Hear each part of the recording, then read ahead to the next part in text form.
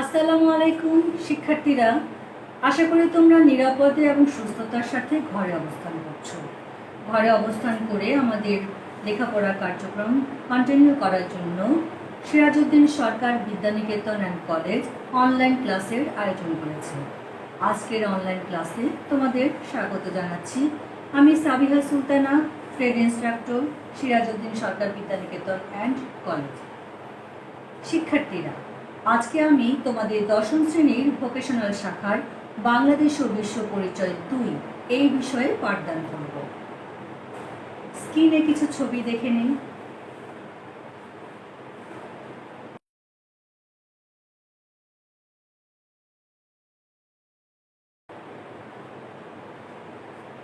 ছবিগুলো দেখে ঠিকই বুঝে নিয়েছো আজকে আলোচ্য বিষয়টা কি।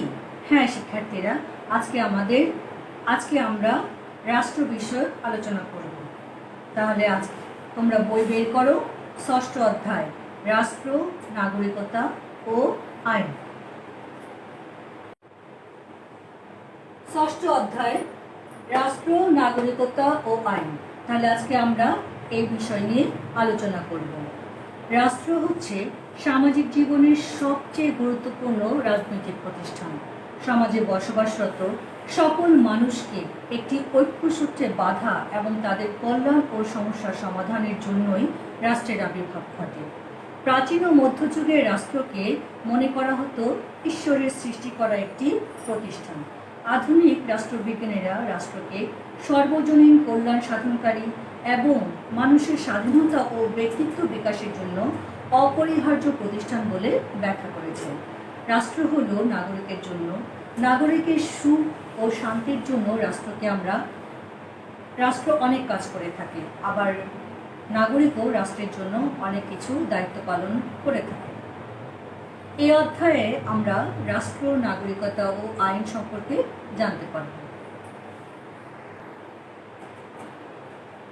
এই অধ্যায়ের পাঠ শেষে আমরা জানতে পারব রাষ্ট্রের ধারণা ব্যাখ্যা করতে পারব 1 নম্বর। 2 নম্বর, রাষ্ট্রের কার্যাবলী ব্যাখ্যা করতে পারব।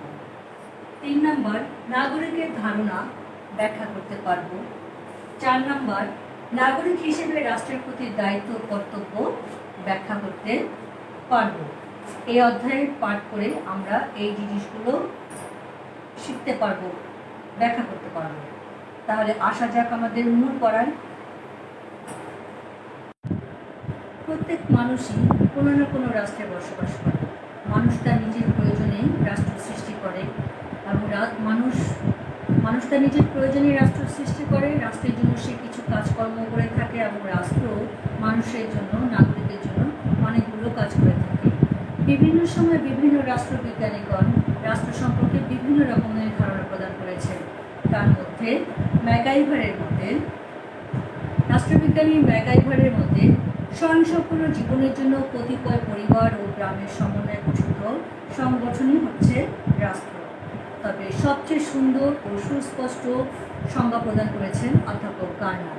অধ্যাপক গার্নারের সংজ্ঞাটি হচ্ছে, রাষ্ট্র হল বহু সংখ্যক ব্যক্তি নিয়ে গঠিত এমন এক জনসমাজ যারা নির্দিষ্ট ভূখণ্ডে স্থায়ীভাবে বসবাস করে, যা বহিঃশত্রু নিয়ন্ত্রণ হতে মুক্ত এবং যাদের একটি সুসংগঠিত সরকার আছে এবং সরকারের প্রতি স্বভাবতই তারা অনুগত। এমন এক জনসমাজকে, এমন এক প্রতিষ্ঠানকেই রাষ্ট্র বলা হয়। অধ্যাপক গার্নারের সংজ্ঞায় হচ্ছে সর্বোৎকৃষ্ট, সুশৃঙ্খল এবং সুন্দর, গ্রহণযোগ্য সংজ্ঞা। তাহলে আমরা রাষ্ট্র সম্পর্কে ধারণা দেখলাম যে একটা রাষ্ট্র হতে গেলে অনেক ভূখণ্ড, নির্দিষ্ট ভূখণ্ড দরকার, স্থায়ীভাবে বসবাসরত জনসমষ্টি দরকার, সরকার দরকার আছে, সার্বভৌমত্ব, সমস্ত গুণই এই সংজ্ঞায় বিদ্যমান। তাহলে আমরা রাষ্ট্র সম্পর্কে মোটামুটি একটা ধারণা লাভ করতে পারলাম।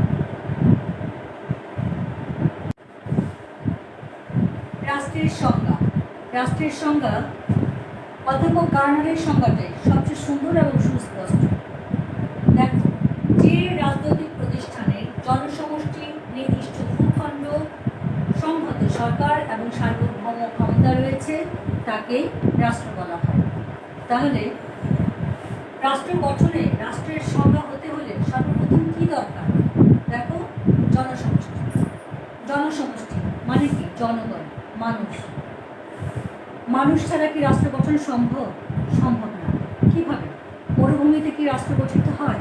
না, কারণ রাষ্ট্র গঠন করাই তো হচ্ছে মানুষের জন্য। তাহলে একটা রাষ্ট্র গঠন করার মূল উপাদান হচ্ছে, মূল এবং প্রধান উপাদান হচ্ছে জনসমষ্টি। জনসমষ্টি ছাড়া একটা রাষ্ট্র গঠিত হতে পারে না, এবং এই জনসমষ্টি কী পরিমাণ হবে তার কোনো নির্দিষ্ট সীমারেখা নেই। কখনো কখনো সেটার পরিমাণ বেশিও হতে পারে, কখনো কম হতে পারে। গণচীনের জনসংখ্যা অনেক বেশি, আবার আমাদের বাংলাদেশের জনসংখ্যা প্রায় 16 কোটি। তাহলে জনসংখ্যার কোনো নির্দিষ্ট সীমারেখা নেই। তবে রাষ্ট্র গঠনের মূল উপাদান হচ্ছে আমাদের জনসমষ্টি। এরপরে আসছে কি? নির্দিষ্ট ভূখণ্ড। নির্দিষ্ট ভূখণ্ড মানে কি? নির্দিষ্ট ভূখণ্ড মানে যেখানে মানুষ জনসমষ্টি বসবাস করবে তার একটা নির্দিষ্টতা থাকতে হবে, মানে তার সীমারেখা থাকতে হবে। যেখানে মানুষ বসবাস করবে সেই সীমারেখাটা কতটুকু হবে তার কোনো ধারাবাধা নিয়ম নেই। তারপর ধারাবাধা, একই দেশের আয়তন এক এক রকম হয়ে থাকে। যেমন রাশিয়ার আয়তন অনেক বড়, অনেক বিশাল। আবার ঠিক সেই রকমই ক্ষুদ্র রাষ্ট্র আছে, ক্ষুদ্র সীমারেখার, সুইজারল্যান্ড, ব্রিটেন, ব্রুনাই ইত্যাদি। এছাড়া ছোট ছোট কিছু দ্বীপপুঞ্জ নিয়েও কিন্তু রাষ্ট্র গঠিত হয়, যেমন ইন্দোনেশিয়া, মালয়েশিয়া প্রভৃতি। তারপরে আসছে কি? সংহত সরকার। সংহত সরকার মানে একটা রাষ্ট্র গঠনের তৃতীয় উপাদান হচ্ছে সরকার, আর সংহত সরকার হচ্ছে সুসংগঠিত সরকার ব্যবস্থা। এখন এই সরকার ব্যবস্থা কোথাও একনায়কতন্ত্র, কোথাও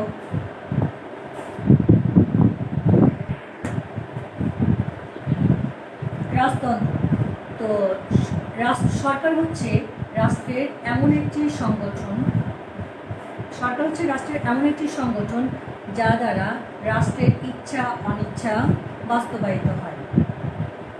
রাষ্ট্রের আইন বিভাগ, বিচার বিভাগ এবং শাসন বিভাগের সমন্বয় সাধিত হয়। মোট কথা, রাষ্ট্রটাকে পরিচালনা করতে সরকারের খুবই গুরুত্বপূর্ণ একটা অংশ, কারণ জনসমষ্টি রাষ্ট্র ছাড়া রাষ্ট্র পরিচালনা করতে পারে না। এরপরে আসছে সার্বভৌম ক্ষমতা। সার্বভৌম ক্ষমতা, সার্বভৌম ক্ষমতা হচ্ছে একটা রাষ্ট্রের সর্বময় ক্ষমতা, যে ক্ষমতা বলে রাষ্ট্র দেশের আভ্যন্তরীণ শান্তি শৃঙ্খলা বজায় রাখে, আবার বহিঃশত্রুর হাত থেকে দেশকে রক্ষা করে। যে ক্ষমতা ছাড়া একটা রাষ্ট্র কখনো স্বাধীন সার্বভৌম রাষ্ট্র হতে পারে না। রাষ্ট্র সার্বভৌম হচ্ছে রাষ্ট্রের একটি চরম ক্ষমতা। তাহলে আমরা এই সংজ্ঞা থেকে রাষ্ট্রের উপাদানগুলো বের করে ফেলতে পারলাম। তাহলে রাষ্ট্রের উপাদান কি কি পেলাম? রাষ্ট্রের উপাদান 4টি। রাষ্ট্রের উপাদান 4টি। 1 নম্বর জনসমষ্টি, 2 নম্বর নির্দিষ্ট ভূখণ্ড,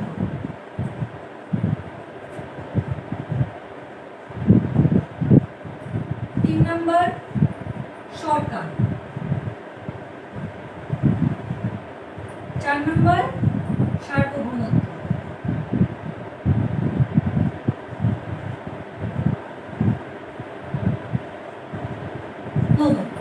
তাহলে রাষ্ট্রের সংজ্ঞার সাথে সাথে আমরা রাষ্ট্রের উপাদান কয়টি? 4টি। জনসমষ্টি, নির্দিষ্ট ভূখণ্ড, সরকার, সার্বভৌমত্ব। তাহলে রাষ্ট্রের সংজ্ঞা, রাষ্ট্রের উপাদান কি কি, এটা আমরা এখন ব্যাখ্যা করতে পারব। এরপরে আসছে রাষ্ট্রের কার্যাবলী। রাষ্ট্র জনগণের জন্য অনেকগুলো কার্যাবলী করে সাধন করে থাকে। বিশ্লেষকদের মতে রাষ্ট্র 2 ধরনের কার্যাবলী করে থাকে। তার 1 নম্বর হচ্ছে অপরিহার্য কাজ, আর 2 নম্বর হচ্ছে কল্যাণমূলক কাজ। অপরিহার্য কাজ হচ্ছে যে কাজগুলো রাষ্ট্রকে অবশ্যই জনগণের জন্য, রাষ্ট্রের জন্য করতে হবে, সেই কাজগুলোকে বলা হয় অপরিহার্য কাজ। যেমন স্বাধীনতা ও সার্বভৌমত্ব সংরক্ষণ, এটা হচ্ছে রাষ্ট্রের সর্বপ্রথম কাজ। কারণ স্বাধীনতা ও সার্বভৌমত্ব রক্ষা যদি রাষ্ট্র না করে তাহলে সেটা তো কোনো রাষ্ট্রই থাকে না। সেই রাষ্ট্র তার নিজের তার ক্ষমতা ধরে রাখার জন্য সে তাকে স্বাধীনতা ও সার্বভৌমত্ব সংরক্ষণ করতে হবে। সেই জন্য সে কি করে, সশস্ত্র বাহিনীর সংগঠন করে ও তাদের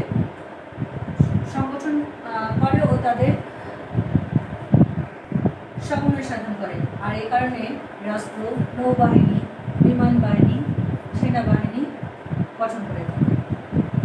তারপরে হচ্ছে অভ্যন্তরীণ শান্তি শৃঙ্খলা রক্ষা। দেশের ভিতরে শান্তি শৃঙ্খলা রক্ষা করাও রাষ্ট্রের অপরিহার্য কাজ। আর এই লক্ষ্যে সে পুলিশ বাহিনী, আনসার বাহিনী এগুলো গঠন করে থাকে। পররাষ্ট্র সম্পর্ক প্রতিষ্ঠা ও রক্ষা। পররাষ্ট্র সম্পর্ক কি? বিদেশের সাথে, অন্য রাষ্ট্রের সাথে বন্ধুত্বপূর্ণ সম্পর্ক তৈরি করা এবং সেই সম্পর্ক রক্ষা করাও রাষ্ট্রের অপরিহার্য কার্যের মধ্যে পড়ে। তারপরে অর্থনৈতিক ব্যবস্থাপনা। দেশের অর্থনৈতিক ব্যবস্থাপনার জন্য ব্যবস্থাপনা পরিচালনা করা রাষ্ট্রের আরেকটি অপরিহার্য কাজ। কারণ পুরো রাষ্ট্রটাই নির্ভর করে অর্থনীতির উপরে। রাষ্ট্র সেই জন্য বাজেট প্রণয়ন করে, কর নির্ধারণ করে, এছাড়া আরও অনেক ধরনের কাজ করে থাকে। আইন প্রণয়ন ও বাস্তবায়ন। রাষ্ট্র তার দেশের রাষ্ট্রের অভ্যন্তর এবং বাইরের জন্য আইন শৃঙ্খলা যাতে ঠিক থাকে, তার জনগণ যেন ঠিক শান্তিতে থাকে, সেই জন্য আইন প্রণয়ন করে থাকে এবং তার সঠিক বাস্তবায়নও করে থাকে। এবং এই কাজগুলো করা হচ্ছে রাষ্ট্রের অপরিহার্য কাজ, অর্থাৎ রাষ্ট্রকে অবশ্যই এই কাজগুলো করতে হবে। এরপর আসছে জনকল্যাণমূলক কাজ। ঐচ্ছিক, মানে সে এটা করলেও পারে, না করলেও পারে, কিন্তু তারপরে রাষ্ট্রের উন্নতির জন্য এই কাজগুলো করে থাকে। এক, শিক্ষা ব্যবস্থা। দেশের জনগণ যদি শিক্ষিত না হয় তাহলে একটা সুন্দর রাষ্ট্র গঠিত হতে পারে না। সেই জন্য রাষ্ট্র শিক্ষা ব্যবস্থা করে থাকে যাতে তার জনগোষ্ঠী শিক্ষিত হয়ে রাষ্ট্রের উন্নয়ন সাধন করতে পারে। 2 নম্বর, জনস্বাস্থ্য। রাষ্ট্রের জনগণের স্বাস্থ্য যদি ঠিক না থাকে তাহলে রাষ্ট্র উন্নত ব্যাহত হবে। সেই কারণে রাষ্ট্র জনস্বাস্থ্যের দিকে অনেক নজর দিয়ে থাকে। সে কারণে হাসপাতাল, বিনামূল্যে টিকাদান ইত্যাদি ব্যবস্থা করে থাকে। যোগাযোগ ব্যবস্থা। দেশের এক জায়গা থেকে অন্য জায়গায় এবং দেশ থেকে দেশের বাইরে যাওয়ার জন্য যোগাযোগ ব্যবস্থা রাষ্ট্র করে থাকে, যাতে দেশের উৎপাদিত পণ্য বা এক জায়গা থেকে আরেক জায়গায় দ্রুত আনা নেওয়া করা যায় বা এক জায়গা থেকে আরেক জায়গায় যাওয়া যায়। এই জন্য রাষ্ট্র যোগাযোগ ব্যবস্থার উন্নয়ন করে থাকে। সে কারণে সে রাস্তাঘাট নির্মাণ করে, সেতু নির্মাণ করে, ফ্লাইওভার নির্মাণ করে ইত্যাদি নির্মাণ করে থাকে। তারপরে আসছে কৃষি, শিল্প ও বাণিজ্য। একটা রাষ্ট্র নির্ভর করে কৃষি, শিল্প ও বাণিজ্যের উপরে। কারণ সেই রাষ্ট্রের কৃষি ব্যবস্থা যদি ভালো না হয় তাহলে পরে শিল্প ও বাণিজ্য কোনোটাই ভালো হবে না। সেই কারণে রাষ্ট্র কৃষকদের জন্য ঋণ প্রদান, সার ব্যবস্থা, উন্নত জাতের কৃষি ব্যবস্থা করে থাকে এবং শিল্পের প্রসারের জন্য ঋণ দিয়ে থাকে, বাণিজ্যের জন্য বিভিন্ন কাজকর্ম করে থাকে। জনহিতকর কার্যাবলী। জনহিতকর কার্যাবলীর মধ্যে রয়েছে বয়স্কদের ভাতা, বিধবাদের থাকার ব্যবস্থা, বৃদ্ধদের পুনর্বাসন কেন্দ্র ইত্যাদি। এই সব কাজগুলো সরকার না করলেও পারে, কিন্তু সরকার জনগণের সুবিধার্থে এই কাজগুলো করে থাকে। সেই জন্য এই কাজগুলোকে বলা হয়েছে কল্যাণমূলক কাজ বা ঐচ্ছিক কাজ। নাগরিকতা। নাগরিকতা বলতে কি বোঝায়? সাধারণত আমরা নগরের অধিবাসীদেরকেই নাগরিক বলে থাকি, অর্থাৎ নগরে যারা বসবাস করে তাদেরকেই নাগরিক বলা হয়। ল্যাটিন শব্দ সিভিক্স থেকে সিটিজেন বা নাগরিক শব্দের উৎপত্তি হয়েছে। যে ব্যক্তি রাষ্ট্রের সুযোগ সুবিধা গ্রহণ করে এবং রাষ্ট্রের প্রতি আনুগত্য প্রদর্শন করে মূলত তাকেই নাগরিক বলা হয়। এখন যে ব্যক্তি রাষ্ট্রের সুযোগ সুবিধা গ্রহণ করে, সুযোগ সুবিধা গ্রহণ করে মানে কি?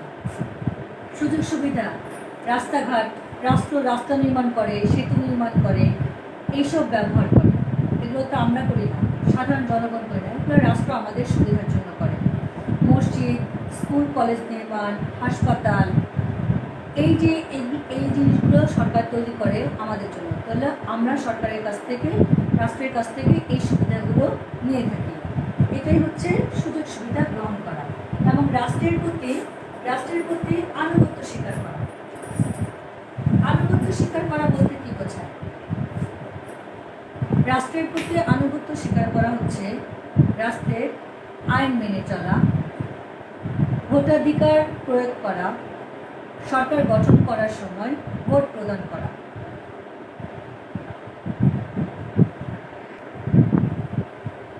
কর প্রদান করা। এই কাজগুলো রাষ্ট্রের প্রতি যখন আমরা করব, তার মানে রাষ্ট্রের প্রতি আমরা আনুগত্য প্রদর্শন করছি। তাহলে যে ব্যক্তি, নাগরিকের সংজ্ঞা সম্পর্কে আমরা কি পেলাম? যে ব্যক্তি রাষ্ট্রের সুযোগ সুবিধা গ্রহণ করে এবং রাষ্ট্রের প্রতি আনুগত্য প্রদর্শন করে তাহলে তাকেই নাগরিক বলা হয়। এখন নাগরিকত্ব লাভের পদ্ধতি সংজ্ঞার পরে আসলো। নাগরিকত্ব লাভের পদ্ধতি, দুই পদ্ধতিতে নাগরিকত্ব লাভ করা যায়। এক হচ্ছে জন্মসূত্রে, আরেকটা হচ্ছে অনুমোদন সূত্রে। জন্মসূত্রে নাগরিকত্ব কিভাবে? যে রাষ্ট্রে জন্মগ্রহণ করে সে সেই রাষ্ট্রের নাগরিক হয়ে যায়। আমেরিকায় যদি কেউ ভূমিষ্ঠ হয় তাহলে সে আমেরিকার নাগরিক হয়ে যাবে, ঠিক এইরকম। আর অনুমোদন সূত্রে নাগরিকত্ব কীরকম? কিছু নিয়মকানুন মেনে যখন নাগরিকত্ব প্রদান করা হয় তখন তাকে অনুমোদন সূত্রে নাগরিকত্ব বলা হয়। যেমন বিবাহ সূত্রে স্থায়ী সম্পদ ক্রয় করে সেনাবাহিনীতে যোগদান করে। বিবাহ সূত্রে কি? ওই দেশের নাগরিককে বিয়ে করতে হবে, স্থায়ী সম্পদ থাকতে হবে, তারপরে ওই দেশে যে দেশের নাগরিকত্ব লাভ করতে চায় সেই দেশের সেনাবাহিনীতে যদি সে যোগদান করে তাহলে সে দেশের নাগরিকত্ব সে পাবে। এই হচ্ছে নাগরিকত্ব লাভের পদ্ধতি। রাষ্ট্রের প্রতি নাগরিকের দায়িত্ব ও কর্তব্য। রাষ্ট্র যেমন নাগরিকের জন্য বেশ কিছু কাজ করে থাকে, সেই জন্য নাগরিকেরও কিছু দায়িত্ব আছে রাষ্ট্রের প্রতি। তো সেগুলো কি? সেগুলো এখন আমরা জানব। আনুগত্য প্রদর্শন। নাগরিকের উচিত রাষ্ট্রের প্রতি আনুগত্য প্রদর্শন করা, সরকারকে মেনে চলা, সরকারের আইন কানুন মেনে চলা, আইনের প্রতি সম্মান। সরকার যে আইন প্রণয়ন করবে তার প্রতি সম্মান প্রদর্শন করতে হবে নাগরিককে। ভোটাধিকার। সরকার গঠনের সময় নাগরিককে অবশ্যই তার ভোটাধিকার প্রয়োগ করতে হবে। কর প্রদান। সরকার নির্ধারিত কর প্রদান করতে হবে, এটা নাগরিককে অবশ্যই করতে হবে। সহনশীলতা। সকলের প্রতি, সকল ধর্মের প্রতি সহনশীল হতে হবে এবং রাষ্ট্র যে নির্দেশনা দেয় তার প্রতিও সহনশীল হতে হবে। দেশপ্রেমিক হওয়া। নাগরিককে অবশ্যই দেশপ্রেমিক হতে হবে। আজকে আমাদের এই অধ্যায়টা তো পুরোটা শেষ হলো না, আমাদের আরও কিছু অংশ বাকি আছে। আইন, তো আগামী ক্লাসে আমরা বাকি আইন সম্পর্কে জানতে পারবো। তো আজকের জন্য তোমাদের একটু বাড়ি কাজ দিয়ে দিই, সেটা হচ্ছে রাষ্ট্র কাকে বলে, রাষ্ট্র গঠনের উপাদান সম্পর্কে আলোচনা করো, আর নাগরিক কাকে বলে, নাগরিকের দায়িত্ব কর্তব্য ব্যাখ্যা করো। তাহলে সে পর্যন্ত তোমরা ভালো থাকো, সুন্দর থাকো, এই কামনায় আজকের মতো এখানেই শেষ। খোদা হাফেজ।